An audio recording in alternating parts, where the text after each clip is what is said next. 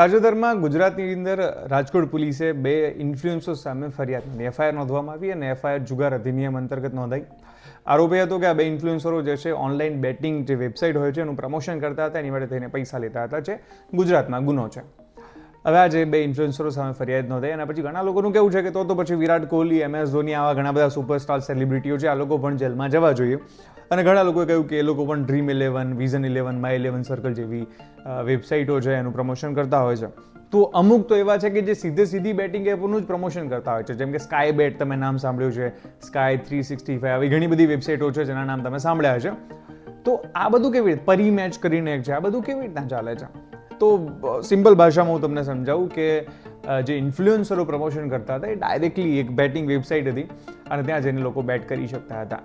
હવે આજે MS ધોની, વિરાટ કોહલી, આ બધા લોકો જે પ્રમોશન કરે છે શું છે એના વિશે સમજાવું તો સુપ્રીમ કોર્ટમાં જ્યારે આ કેસ ગયો હતો ત્યારે કોર્ટની અંદર કહેવામાં આવ્યું હતું કે Dream11, My11 સર્કલ, આ બધી જે એપ્લિકેશનો છે એ સટ્ટો નથી, જુગાર નથી, આ ગેમ ઓફ સ્કિલ છે, ગેમ ઓફ ચાન્સ નથી. તો તમે કહેશો કે યાર આમાં ફરક શું હોય છે?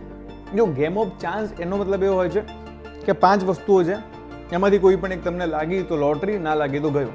તો એને તમે કહી શકો છો ગેમ ઓફ ચાન્સ, કે ભાઈ ચાન્સ ઉપર, પ્રોપરલી નસીબ ઉપર, એમાં તમારું કોઈ લોજિક કામ નથી કરવાનું, એ સટ્ટો ખાલી તમારા નસીબ ઉપર છે, એના સિવાય કશું નથી.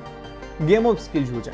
તો જે Dream11 વગેરે કંપનીઓ છે એમણે કહ્યું કે આ અમારી જે એપ્લિકેશન છે એ ગેમ ઓફ સ્કિલ છે. એનો મતલબ જો કોઈ વ્યક્તિને જો ક્રિકેટનું નોલેજ છે, એને આઈડિયા છે કે આજનું વેધર કેવું છે, શું છે, તો એના ઉપરથી એ ટીમ બનાવી શકશે અને એમાં કોમ્પિટિશન થશે અને જીતી શકશે. જેમ કે એમનું કેવું છે, માની લો કોઈએ બધા ખરાબ પ્લેયર જાણી જોઈને લીધા તો એ રમવાના જ નથી, એમનું પરફોર્મન્સ સારું જ નથી હોવાનું, તો ઇન દેટ કેસ એ લોકો લાસ્ટ જ આવવાના છે, એ લોકો હારવાના જ છે.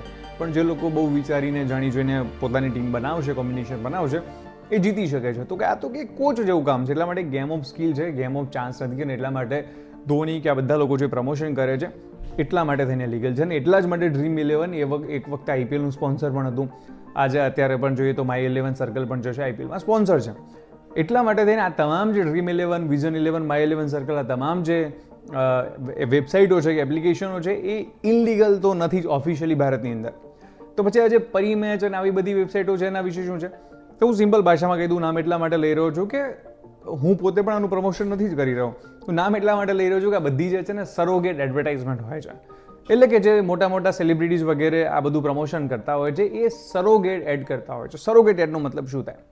આ બધી જે વેબસાઇટો છે એ વેબસાઇટો પોતે અલગ અલગ ટીમો ઉપર ના જર્સીઓ પર કે અલગ અલગ એડવર્ટાઇઝમેન્ટની અંદર પણ પ્રમોશન કરાવતી હોય છે. પણ એ પ્રમોશન પોતે એમ કે અમે તો સ્પોર્ટ્સ ન્યૂઝ વેબસાઇટ છીએ, એવું કહે કે અમે તો સ્પોર્ટ્સ વિશેની માહિતી આપીએ છીએ, અને પછી ત્યાંથી રીડાયરેક્ટ કરીને એ લોકોને લઈ જાય છે એમની પોતાનો જે પણ બીજો ધંધો ચાલુ હોય એના ઉપર. એટલા માટે એને સરોગેટ એડવર્ટાઇઝમેન્ટ કહેવાય.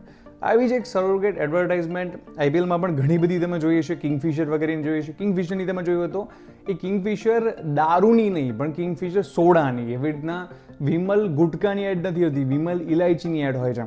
બાબા ગુટકાની નહીં, બાબા ઇલાયચીની એડ હોય છે. એટલા માટે આજે તમામ એડવર્ટાઇઝમેન્ટ છે એને સરોગેટ એડવર્ટાઇઝમેન્ટ કહેવાય છે. અને આવી સરોગેટ એડવર્ટાઇઝમેન્ટ ચાલતી હોય છે ભારતમાં. એટલા માટે એ લોકો કાયદાકીય રીતે જો લોજિકલી જોવા જઈએ તો કોઈ ગુનો નથી કરી રહ્યા. પણ આ જે ઇન્ફ્લુએન્સરે કર્યું હતું ડાયરેક્ટ પ્રમોશન કર્યું હતું અને ગુનો છે. એટલા માટે જેટલા પણ ઇન્ફ્લુએન્સર આવું કરતા હોય, કાં તો ભાઈ તમે સરોગેટ બીજાની જેમ ચાલુ કરજો, otherwise I don't support anyone કે ભાઈ આવું ન જ કરું છું. અમે તો જરા પણ સપોર્ટ નથી કરતા, અમને પણ ઘણી બધી આવી ઓફર્સ આવે છે તેમ છતાં.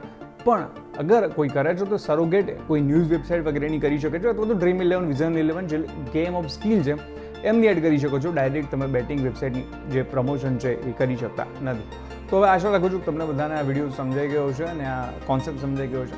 તો વિડીયો ગમે તો કમેન્ટ કરવાનું ભૂલતા નહીં. આવી રીતે હું તમને મળતો રહીશ. માધ્યમ ઉપર ધન્યવાદ.